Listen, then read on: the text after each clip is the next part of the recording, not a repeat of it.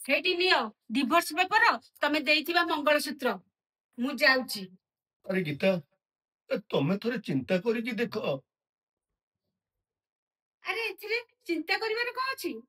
ଆରେ ମୁଁ କାଲି ନା ଡକ୍ଟରଙ୍କ ପାଖକୁ ଯାଇଥିଲି। ସେଇଠୁ କଣ ହେଇଗଲା? ଆରେ ଡକ୍ଟର କଣ କହିଲେ ଜାଣିଛ? ଆରେ ମତେ ଲିଭର କ୍ୟାନ୍ସର। ମୁଁ ମାତ୍ର ଆଉ 6 ମାସ ବଞ୍ଚିବି। ଠାକୁରକୁ ପ୍ରାର୍ଥନା କରୁଛି ତମ ଆୟୁଷ ଆହୁରି ଲମ୍ବା ହଉ। ତୁମର କିଛି ହବନି, କିନ୍ତୁ ମୁଁ ତମ ସାଙ୍ଗରେ ଆଉ ରହିପାରିବିନି।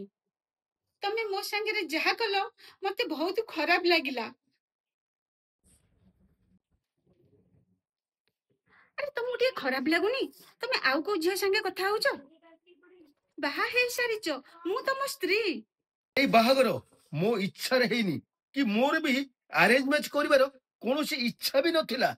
ମୋର କୋଉ ଜିନିଷ କୋଉଠି କମ ଅଛି?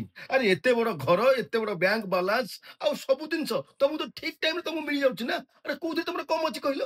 ନାରୀ ବଡ ଘର କି ପଇସା ଅଧିକ ଚାହେଁ ନାହିଁ। ଗୋଟେ ସ୍ୱାମୀର ଭଲ ପାଇବା ଆଉ ଇଜ୍ଜତ ଟିକେ ଦରକାର।